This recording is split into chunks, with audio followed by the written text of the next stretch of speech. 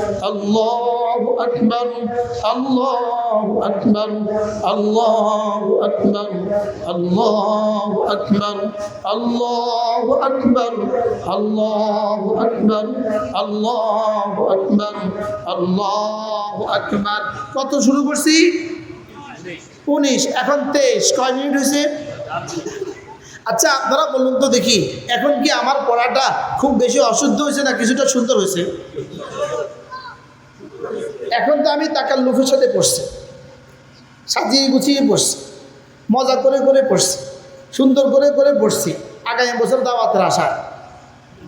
বুঝেন নাই? এতটা তাকাল্লুফি করে পড়েও মাত্র 4 মিনিট লাগছে। আপনাদেরও কি কিছুটা সুন্দর হয়েছে না? কিছুটা সুন্দর হয়েছে না? কিছুটা নিয়ে সুন্দর হয়েছে না? পুরো সুন্দর হয়েছে? হইতে পারে আপনার জীবনের সবচেয়ে সুন্দর হয়েছে। হইতে পারে না? পারে না? হইতে পারে অনেক মুসলমানের জীবনে আজকে সবচেয়ে প্রথম এত সুন্দর হয়েছে, কিন্তু সময় লাগছে কয় মিনিট? এবার দেখেন, 5 নামাজে 4 5 20 মিনিট, ঘুমাবার সময় 4 মিনিট, মোট কত মিনিট হয়েছে? 24 মিনিট। এবার প্রতিদিন কত ঘন্টা? 24 ঘন্টা যদি 1 মিনিট করে দেন, এভাবে 24 মিনিট হবে। 1 ঘন্টা 1 মিনিট, সুবহানাল্লাহ বলেন। আচ্ছা 1 ঘন্টা 1 মিনিট দিলেন, পুরো 24 ঘন্টায় 24 মিনিট। 24 ঘন্টায় কত মিনিট? আজ থেকে 24 ঘন্টায় 24 মিনিট দিব তো ইনশাআল্লাহ। আল্লাহ তৌফিক দান করেন। আচ্ছা এই সবকটা নিয়ে যদি আজকে ঘরে ফিরেন তো কেমন হবে? এবার রাসূল কি বলেন সাল্লাল্লাহু তাআলা আলাইহি ওয়াসাল্লাম? আল্লাহর নবী বলেন, কোন মানুষ যদি 5 ওয়াক্ত নামাজের পরে এই তাসবিহগুলো 33 33 34 বার পড়ে, রাসূল বলেন গুফরাত খাতায়াহু, তোমার গুনাহগুলোকে মুছে দিবে, ওয়ালাউ কাসুরাত, গুনাহ যত বেশি হোক না কেন। আজ থেকে পড়বো তো ইনশাআল্লাহ। এবার ঘুমাবার সময় যদি কেউ পড়ে, তা আল্লাহর নবী বলেন ঘুমাবার সময় কেউ পড়লে 100 বার পড়া হবে, 1000 বার মিজানে উঠে যাবে, পুরস্কার হিসাবে দাখালাল জান্নাহ, সারাদিনে মাফ করে দিবে, আর সন্ধ্যা ঘুমাবার সময় পড়ার দ্বারা জান্নাতে ঢুকে যাবে। কি বল? আজ থেকে পড়বো তো ইনশাআল্লাহ। আল্লাহ আমাদের সকলকে কথাগুলো বোঝা মানা সহজ করে দেন, সকলে বলেন আমিন। এই জন্য আল্লাহ তাআলা আমাকে দুনিয়াতে কেন দিয়েছেন? দুনিয়াতে দিয়েছেন শুধুই জান্নাত সাজাবার জন্য। মায়ের পেটে কেন দিয়েছেন? মায়ের পেটে দিয়েছেন দুনিয়া সাজাবার জন্য, আর দুনিয়ার পেটে দিয়েছেন জান্নাত সাজাবার জন্য। মায়ের পেট ছাড়া দুনিয়াতে আসার কোনো ব্যবস্থা নাই, দুনিয়ার পেট ছাড়া জান্নাতে যাওয়ার কোনো ব্যবস্থা নেই। এজন্য ফেরেশতারা জান্নাতে যাবে না।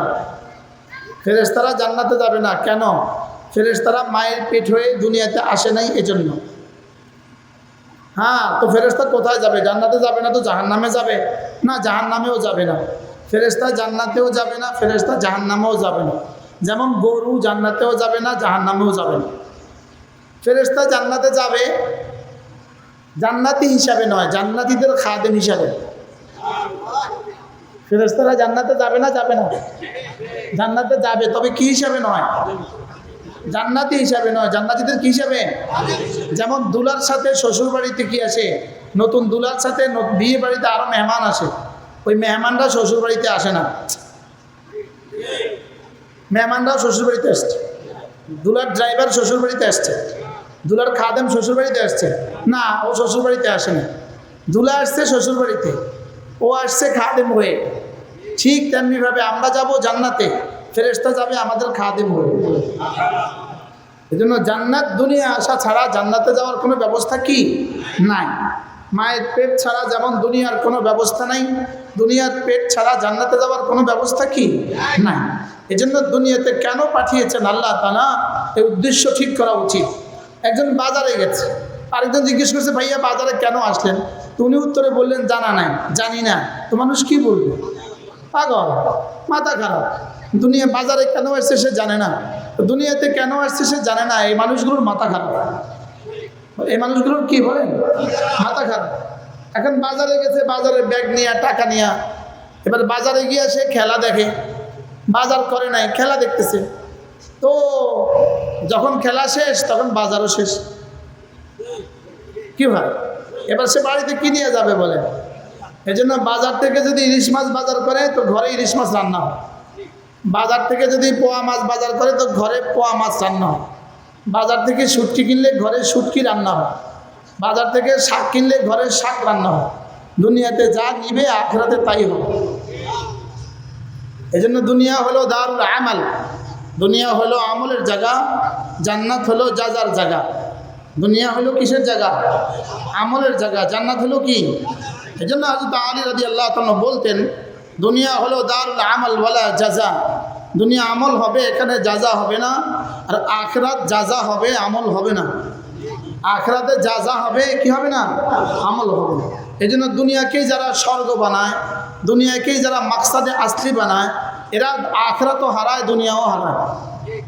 যারা দুনিয়াকেই উদ্দেশ্য বানায়, বলেন বলেন, তারা দুনিয়াও হারায়, আখিরাতও হারায়। যারা দুনিয়াকেই কি বানায়? উদ্দেশ্য বানায়, এরা দুনিয়াও হারায়, আখিরাতও কি? আখিরাতও হারায়। এই গত 17 তারিখে যারা টঙ্গীতে মারামারি করছিল, টঙ্গীতে নিরীহ ঘুমন্ত মানুষগুলোকে যারা হত্যা করেছে, ওরা দুনিয়াকে উদ্দেশ্য বানাইছে। এরা দুনিয়াতে ডলারের পেছনে বেচা হয়ে গেছে। ডলারের পেছনে কি হয়ে গেছে বলেন? এরা মোসাদের হাতে বেচা হয়ে গেছে। এরা রর হাতে কি হয়ে গেছে? বেচা হয়ে গেছে। তো বেচা হইয়া দুনিয়াও হারাইছে, আখিরাতও হারাইছে। বলেন হত্যা কইরা, বলেন হত্যা কইরা দুনিয়াও হারাইছে, আখিরাতও হারাইছে। এখন আর কেউ নাই, ব্যাস এখন আর কেউ নাই। এতদিন যারা বলছিল আমরা আছি মারো, এখন আর তারাও নাই, এখন আর তারাও কি নাই। এজন্য যারা দুনিয়াকে জিন্দগির মাকসাদ বানায়, এরা দুনিয়াও হারায়, আখিরাতও হারায়। আর যারা আখিরাতকে জীবনের মাকসাদ বানায়, এদের আখিরাত, যার আখিরাত ঠিকঠাক, তার দুনিয়াও হয়ে যায় টুকটাক। দুনিয়া টুকটাক হয়েই যায়, বলেন দুনিয়া টুকটাক কি হয়েই যায়। আর যারা আখিরাতকে মাকসাদ বানায়, দুনিয়া কিছু না কিছু হয়েই যায়। এজন্য যার ওই আখিরাত সুন্দর, তার দুনিয়াও সুন্দর। কি বলছি বলেন? আখিরাত সুন্দর হলে দুনিয়াও কি হয়? আর শুধুই দুনিয়া সুন্দর করে, আখিরাত বাদ দিয়া এদের দুনিয়া বেশি দিন থাকে না। এজন্য এদের দুনিয়া 16 বছরের বেশি টিকে নেয়। কি ভাব 16 বছরের বেশি কি করে নাই বলেন? টিকে নেয়। এক জালেম বাশার আল আসাদ, সিরিয়ার প্রেসিডেন্ট বাশার আল আসাদ 5 লক্ষ মুসলমানকে হত্যা করছে। শেষ পর্যন্ত থাকতে পারছে না, ভাইগা গেছে গা। আজকে 2025 সালের 1ম তারিখ। আল্লাহ যেন 2025 সালটাকে নেতানিয়াহুর ভাগার বছর বানায় দেয়, বলেন না আমিন। আল্লাহ যেন 2025 সালকে কি বানায় দেয় বলেন? ইসরায়েলের প্রেসিডেন্ট নেতানিয়াহুর ভাগার বছর কি বানায় দেয়?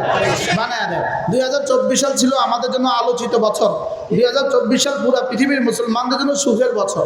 বিশেষ করে বাংলাদেশি 18 কোটি মানুষের জন্য সুখের বছর ছিল। কি এটা শুধু উইকেট পড়ার বছর ছিল? কি ভাই, এটা শুধু ভাগার বছর। কি বছর এটা? বছর আমরা আশা করছিলাম আল্লাহ 2024 সালের মধ্যেই বুঝি নেতানিয়াহুও ভাগবে।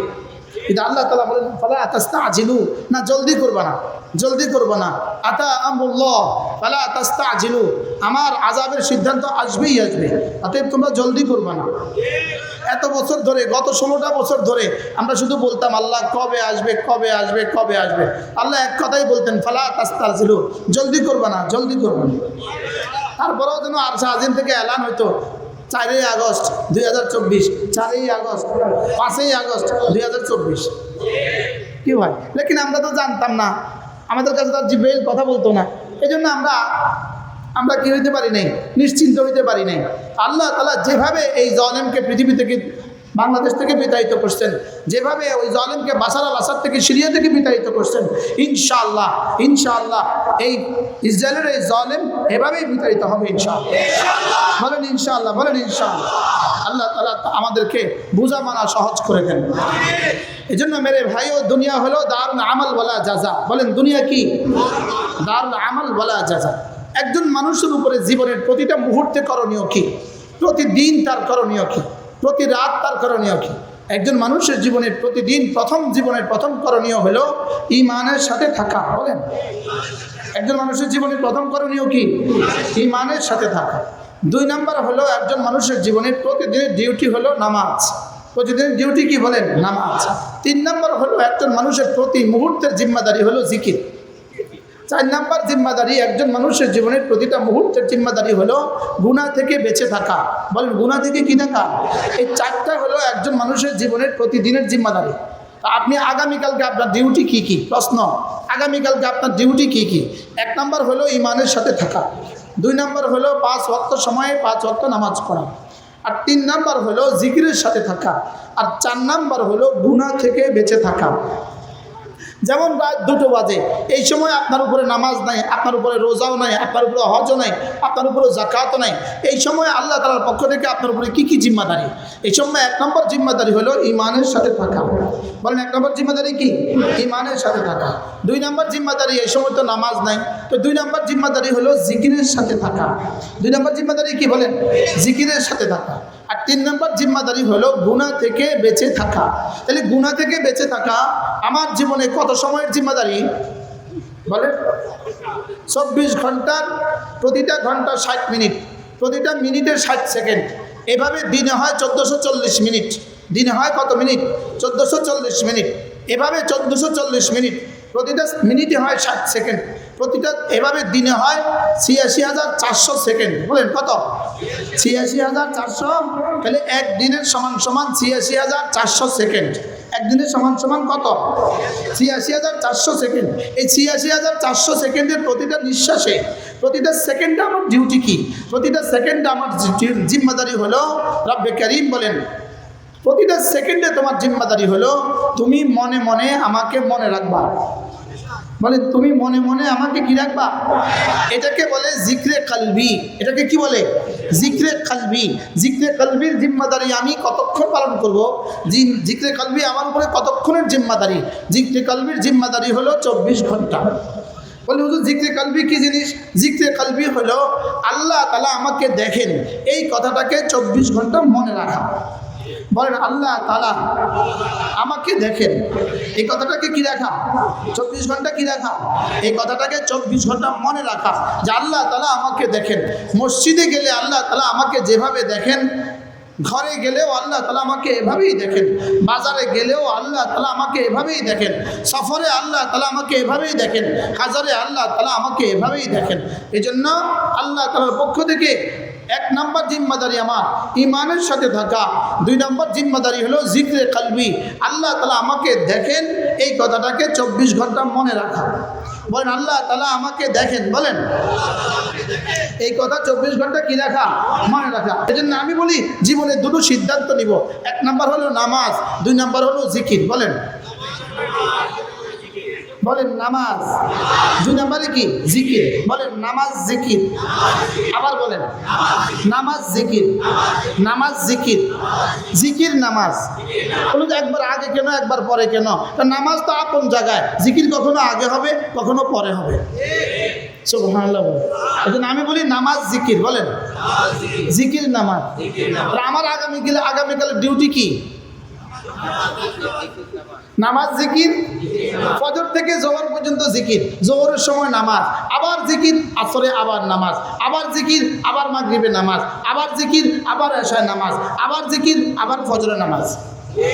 তাহলে জিকির করতে করতে নামাজ। বলেন এবার নামাজ পড়ে পড়ে জিকির। সুবহানাল্লাহ। তাহলে কয়টা শিখলাম? নামাজ জিকির। বলেন 3 নম্বরে আরেকটা শব্দ শিখবো, নামাজ জিকির তেলাওয়াত। আবার বলেন। এখন আপনারা বলবেন আমরা যারা তেলাওয়াত পারি না আমরা কি করব? প্রথম প্রশ্ন হলো আপনি তেলাওয়াত পারেন না কেন? প্রশ্ন। আপনি বলবেন হুজুর আমি তেলাওয়াত পারি না, তা আমি প্রশ্ন করলাম আপনি তেলাওয়াত পারেন না কেন? উত্তর দেন। উত্তরে বলবেন হুজুর আব্বা আম্মা শিখায় নাই, তা আমি বলবো আব্বা আম্মা তো আপনাকে জীবনে অনেক কিছুই শিখায় নাই, আপনাকে তো আব্বা আম্মা ফেসবুকও শিখায় নাই। ওই যে ফিলারে বল্লির মাথায় উঠে কারেন্টের কাজ করে, ওরা আব্বা আম্মা শিখেছে বল্লির মাথায় উঠা না নিজে শিখছে? ড্রাইভ আব্বা আম্মা শিখেছে না নিজে শিখছে? এই যে এত বড় লরিটা 26 চাকার লরিটা সে চালাইতেছে আব্বা আম্মা শিখেছে না নিজে শিখছে? ট্রেন চালাইতেছে আব্বা আম্মা শিখেছে না নিজে শিখছে? বিমান চালাইতেছে আব্বা আম্মা শিখছে না নিজে শিখছে? সমুদ্রে ডুব দিয়ে মাছ ধরে আব্বা আম্মা শিখেছে না নিজে শিখছে? নিজে যদি এত কিছু পারো তো নিজে কোরআন শরীফ শিখতে পারলে না কেন? এই জন্য আমি বলি কোরআন শরীফ পড়বে কে? আমি তুমি সে। বলেন কোরআন শরীফ কে কে পড়বে? এবার কে কে বাদ গেছে? বলেন কোরআন শরীফ পড়বে কে? ওরা স্লোগান দিছে আমি কে তুমি কে, ওরা একটা স্লোগান দিছে আমি কে তুমি কে, আমি একটা স্লোগান দেই, আমি বলি আমি কে তুমি কে, আমি কে তুমি কে, ইমানওয়ালা কোরআনওয়ালা, ইমানওয়ালা কোরআনওয়ালা। কে বলেছে, কে বলেছে? বানানেওয়ালা, বানানেওয়ালা। কি স্লোগান দিবে এটাও জানে না। বাস্তব না বাস্তব? স্লোগান দেয় খন্তি মার্কায় দিলে ভোট, শান্তি পাবে দেশের লোক। মিথ্যা কথা, মিথ্যা কথা, বাটফারি কথা। আমি একটা স্লোগান দেই, আমি একটা স্লোগান দেই, ইমান আমল বানালে লোক, শান্তি পাবে দেশের লোক। কি ওরা স্লোগান দেয় কি বলেন? খন্তি মার্কায় দিলে ভোট। এবার আয়সা যদি বলে খন্তি মার্কায় দিলে ভোট, আপনারা লগে মিলিয়ে দিবেন, দাফন হবে দেশের লোক। কি খন্তি মার্কায় দিলে ভোট, এটা বললে কিছুটা কি হয়, কিছুটা মিল হয়, বুঝেন নাই? খন্তি মার্কায় দিলে ভোট, কলা গাছ মার্কায় দিলে ভোট, যে কোনো মার্কায় দিলে ভোট। আর বলেন না দাফন হবে, কারণ ভোটের মধ্যে আল্লাহ শান্তি রাখে নাই, শান্তি রাখছে ইমান আমলের মধ্যে। ভোটের মধ্যে আল্লাহ শান্তি রাখছে, শান্তি কিসে রাখছে বলেন? তাহলে বলেন ইমান আমল বানালে লোক, শান্তি পাবে দেশের লোক। ইমান আমল বানালে লোক, শান্তি পাবে দেশের লোক। এই জন্য ইমান আমলের নামে যারা টঙ্গিতে হত্যা করছে, এরা আসলে ইমানওয়ালা আমলওয়ালা নয়, এরা ইহুদিদের কাছে বেচা জানেওয়ালা। কি বলছি বলেন? এরা ইমান আমলের নামে ধোঁকাবাজ। এরা কালিমা, নামাজ, ইলম, জিকির, ইকরামুল মুসলিমিন, শহীদিয়ত, তাবলীগের নামে ধোঁকাবাজ। এটা তাবলীগ না, এটা তবলীগ। এটা সন্ত্রাস লীগ, এটা তাবলীগ না। এটা কি না বলেন, বলেন, বলেন। মসজিদে একটা ঝাড়ু ঝুলায় রাখবেন, ঝাড়ু। মসজিদের দুয়ারে একটা ঝাড়ু ঝুলায় রাখবেন, তবলীগ আসলেই কপালে ঝাড়ু মেরে দিবেন। যে যারা মানুষ খুন করতে পারে, যারা হত্যা করতে পারে, এরা আর কিছু হোক না হোক মুমিন হইতে পারে না। কি হয়? যারা হত্যা করে, বলেন যারা কি করে? হত্যা করে। এই জন্য যারা এই হত্যাতে যারা যোগান দিয়েছে, এই হত্যাতে যারা অর্থায়ন করেছে, এই হত্যাতে যারা অস্ত্র যোগান দিয়েছে, এই হত্যাতে যারা পরামর্শ দিয়েছে, এই হত্যাতে যারা বুদ্ধি দিয়েছে, এই হত্যাতে যারা সমর্থন যোগাচ্ছে, এদের ঈমান নাই। এদের ঈমান কি নাই? হ্যাঁ, এদের মধ্যে হাজার হাজার মুখলিসিন আছে, যারা বুঝে নাই, তারা আলহামদুলিল্লাহ তওবা করতেছে। তারা কি করতেছে বলেন? এই জন্য আশেপাশে যারা আছে এদেরকে বুঝাবেন যে না, খুনি কোনোদিন খুন করে কোনোদিন তাবলীগ হইতে পারে না। খুনের তাবলীগের মধ্যে তো আছে ইকরামুল মুসলিমিন। মুসলমানদের লাঠিটা যদি উঠায় দেয়, মুসলমানদের যদি লাঠি উঠায় দেয়, তাহলে জাহান্নাম 3 হোক বা দূরে চলে যায়। লেকিন যদি ওলামা ইকরামের মাথায় ওই লাঠি মাইরা দিতে পারে, তাহলে জান্নাতও ওয়াজিব হয়ে যায়। কি জান্নাতও ওয়াজিব না হলে গেছে নি মাইতো, জাহান্নাম ওয়াজিব হয়ে যায়। বলেন না কি ওয়াজিব হয়ে যায়? জাহান্নাম ওয়াজিব হয়ে যায়। আল্লাহ আমাদের সকলকে কথাগুলো বোঝা মানা সহজ করে দেন। সকলে বলেন আমিন। হাফেজ সাহেবের একটা সুন্দর হেফজখানা, মাশাআল্লাহ, এত সুন্দর হেফজখানা। আজকে 1 বছরে 28 জন ছাত্র হাফেজ হয়েছে। আল্লাহ তাআলা এই মাদ্রাসাকে কবুল করেন। বড় থেকে বড় পরিসরে আমি বলবো হাফেজ সাহেব মেয়েদের জন্য একটা ব্যবস্থা চালু করে দেন ইনশাআল্লাহ। মেয়ে বাচ্চাদের জন্য একটা ব্যবস্থা চালু করে দেন ইনশাআল্লাহ। আবার যদি ফ্যান্ডেল করে শীত না লাগে তো ইনশাআল্লাহ আপনাদের সামনে লম্বা বয়ান হবে। এবার দুরূদ শরীফ পড়েন। আল্লাহুম্মা সাল্লি আলা মুহাম্মাদ ওয়া আলা আলি মুহাম্মাদ কামা সাল্লাইতা আলা ইব্রাহিম ওয়া আলা আলি ইব্রাহিম ইন্নাকা হামিদুম মাজিদ। আল্লাহুম্মা বারিক আলা মুহাম্মাদ ওয়া আলা আলি মুহাম্মাদ কামা বারাকতা আলা ইব্রাহিম ওয়া আলা আলি إبراهيم إنك حميد مجيد.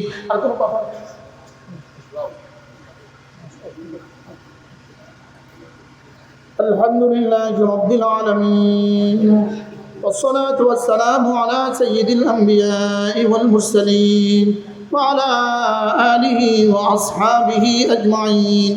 ربنا ظلمنا أنفسنا أنفسنا وإن لم تغفر لنا وترحمنا لنكونن من الخاسرين. ربنا آتنا في الدنيا حسنة وفي الآخرة حسنة وقنا عذاب النار. ربنا وآتنا ما وعدتنا على رسلك ولا تخزنا يوم القيامة ولا تخزنا يوم القيامة إنك لا تخلف الميعاد আল্লাহ মেহেরবানি করে আমাদেরকে মাফ করে দেন আল্লাহ এই মাহফিলটাকে আপনি ভরপুর কবুল ফরমান আল্লাহ এতটা ঠান্ডার মধ্যে যারা কথা শুনছেন মাওলা আমাদেরকে জিকিরের মতো জিহ্বা দিয়ে দেন আল্লাহ ফিকিরের মতো দিল দিয়ে দেন কান্নার মতো চোখ দিয়ে দেন আল্লাহ আজকে যে সমস্ত ছাত্ররা পাগড়ি পেয়েছে এদের প্রত্যেককে জামানার কাসেম নানুতুবি বানায় দেন জামানার রশিদ আহমদ গঙ্গুহি বানায় দেন জামানার মাহমুদুল হাসান দাউন্দি বানায় দেন রব্বুল আলামিন মেহরবানি করে এদের প্রত্যেককে এদের উস্তাদদের নাজাতের জরিয়া করে দেন এদের বাবা মার নাজাতের জরিয়া করে দেন আল্লাহ আমরা যারা হাত তুলেছি প্রত্যেককে ইলমি ঈমান আমল ও তাকওয়ার দৌলত দিয়ে দেন আল্লাহ ফিলিস্তিনের মুসলমানদেরকে বাঁচান আল্লাহ সিরিয়ার মুসলমানদেরকে বাঁচান আল্লাহ আবার ফ্রান্স সিরিয়াতে হামলা শুরু করে দিয়েছে মাওলা উম্মতে মুসলিমাকে বাঁচান আল্লাহ ইসরায়েল একাধারে হামলা করতেছে মাওলা আল্লাহ ইসরায়েলের নেতানিয়াহু খুনখার এই ফিরাউন নেতানিয়াহুকে ধ্বংস করে দেন আল্লাহ ইসরায়েলের এই ফিরাউনকে আপনি চিরতরে ধ্বংস করে দেন আল্লাহ বাংলাদেশকে আপনি বাঁচান মাওলা বাংলাদেশকে আপনি জালিমদের থেকে বাঁচান মাওলা আল্লাহ কিয়ামত পর্যন্ত এই দেশকে বাঁচান মাওলা করিম দেশের সমস্ত যুবকদেরকে নামাজি বানিয়ে দেন সমস্ত মা বোনদেরকে ঘরমুখী করে দেন সমস্ত বাচ্চাদেরকে কোরআনওয়ালা বানিয়ে দেন আল্লাহ আমাদেরকে দাজ্জাল থেকে বাঁচান দাজ্জাল থেকে বাঁচান সমস্ত ফিতনা ফাসাদ থেকে বাঁচান হুব্বে জাহ থেকে বাঁচান হুব্বে মাল থেকে বাঁচান শিরক আর কুফরি আর বিদআত আর জাহালত থেকে বাঁচান দলালত থেকে বাঁচান মাওলা এই মাদ্রাসাখানাকে আপনি কবুল ফরমান মাদ্রাসার সমস্ত জরুরত আপনি পুরা করে দেন মাওলা হাজারো লাখো বাচ্চাদের হেদায়েতের জরিয়া করে দেন আল্লাহ আমাদের সামনের ইজতেমাকে আপনি হেফাজত ফরমান আল্লাহ খুনিদেরকে আর দেশে ইজতেমা করতে দিও না মাওলা আল্লাহ এই খুনিদের বিচার আপনি দুনিয়া আখিরাতে করে দেন মাওলা আল্লাহ এই খুনিদের বিচার দুনিয়া আখিরাতে আপনি করে দেন মাওলা আল্লাহ খুনিদের থেকে উম্মতে মুসলিমাকে আপনি বাঁচান মাওলা رب ارحمهما